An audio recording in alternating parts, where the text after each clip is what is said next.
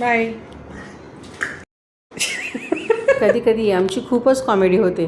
वेळेत डिलिव्हरी करायचा ताण एवढा असतो आणि त्यामध्ये असं काहीतरी घडतंच. खरं तर प्रॉपर प्रोडक्शन, अचूक इन्ग्रेडियंटचे प्रमाण, स्वच्छ आणि नीटनेटके बनवण्याचा अट्टहास, क्वालिटी मेंटेन ठेवून वेगवेगळे प्रोडक्ट्स तुमच्यापर्यंत पोहोचवण्याचा आमचा प्रयत्न.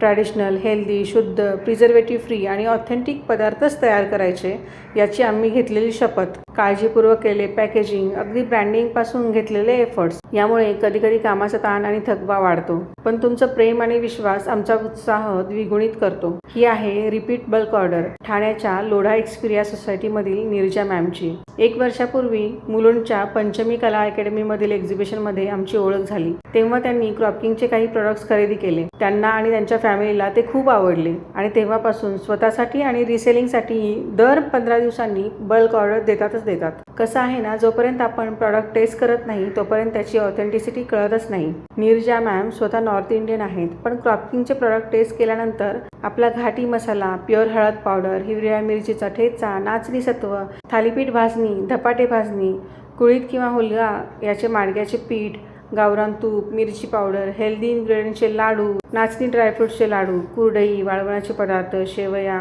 असे अस्सल महाराष्ट्रीयन आणि पारंपरिक पदार्थ त्या स्वतः आणि त्यांची फॅमिली आवडीने खातात आणि आपल्या सोसायटीमध्ये तसेच कनेक्शन्समध्ये त्या रिसेलही करतात. त्यांचा आमच्यावर एवढा विश्वास बसला आहे म्हणूनच त्यांच्या रिपीट बल्क ऑर्डर्स हमखास असतातच. एवढंच काय, गेल्या वर्षी एक्झिबिशनमधून घेतलेल्या गावरान घरगुती आंब्याच्या लोणच्याची यावर्षीचीही ऑर्डर त्यांनी तेव्हाच देऊन ठेवली आहे. स्वतः टेस्ट करून रिसेलिंग करणारी अशी बरीच मंडळी आज क्रॉपकिंग सोबत कनेक्टेड आहेत. जे आमचे प्रॉडक्ट्स टेस्ट करत आहेत त्यांच्याकडूनच क्रॉपकिंग आणखी लोकांपर्यंत पोहोचत आहे. कामाचा व्याप खूप वाढला आहे म्हणून शूट केलेले व्हिडिओज एडिट करून अपलोड करायलाही वेळ मिळत नाही, पण क्रॉपकिंगला मिळत असलेलं तुमचं प्रेम पाहून खूप छान वाटतं. यामुळेच आमची जबाबदारी अजून वाढली आहे याची सतत जाणीव होत आहे. भरभरून तुम्ही दिलेल्या प्रतिसादाबद्दल मनपूर्वक आभार. Thank you so much.